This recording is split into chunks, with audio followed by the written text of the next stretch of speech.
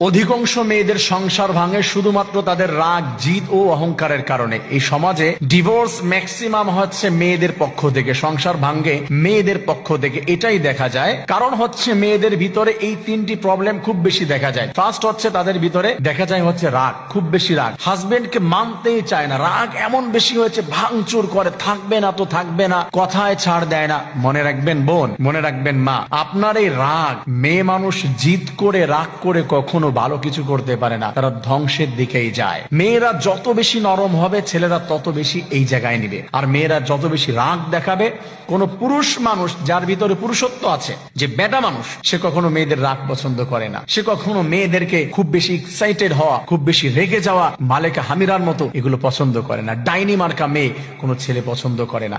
এই রাগের কারণে হাজার হাজার মেয়েদের সংসার ভাঙছে, ছাড় দিতে পারে না, মানতে পারে না।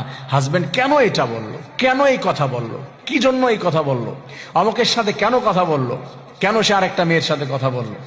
সে তো মানুষ, সে করতেই পারে। আপনার এত বেশি রাগ হওয়ার কি আছে? একটু ঠান্ডা হন না। আপনাদের রাগ কে দেখে? আপনার এই যে আজাইরে যে রাগ, এগুলোর কারণে আপনাদের সংসার ভাঙছে। অন্তর থেকে দূরে সরে যাচ্ছেন, অন্তর থেকে ভালোবাসা উঠে যাচ্ছে। আর পুরুষের একবার এখান থেকে সরে যাবেন না, আর এখানে স্থান পাবেন না। রাগারাগি করেন না, বুঝায় বলেন। পুরুষ মানুষ তো আদর পাইলেই হচ্ছে নরম হয়ে যায়, মেয়েদের ভালোবাসা পেলে নরম হয়ে যায়। একটু ভালোবাসা দেন, আদর করে কথা বলেন, ও সব বলে দিবে, কোনো সমস্যা হবে না। এই বিষয়টি খেয়াল রাখতে হবে। এরপর হচ্ছে জিদ।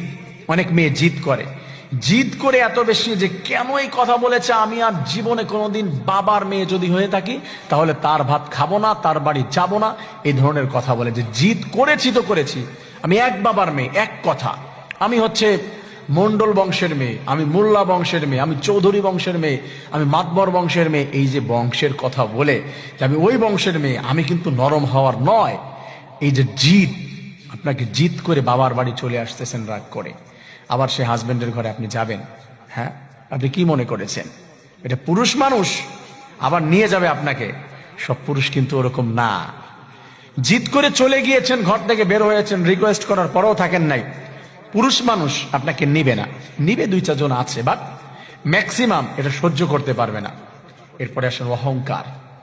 এই অহংকারে মেয়েদের জীবনটা তছনছ করে দেয়, ধ্বংস করে দেয়। আমার বাবার বাড়ি এইটা আছে, আমি অমুক বংশের মেয়ে, আমি কি পড়াশোনা কম জানি তার থেকে? এখনো শত শত ছেলে আমার পিছনে লাইন মেরে আছে, আমাকে এখনো প্রপোজাল পাঠায় হাজার হাজার ছেলেরা। আমার জন্য কত ছেলে পাগল, আমার চেহারা কম?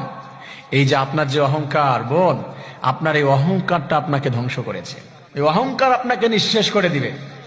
আল্লাহ তাআলা বলে দিয়েছেন, ইন্নাল্লাহা লা ইউহিব্বু কুল্লা মুখতালিন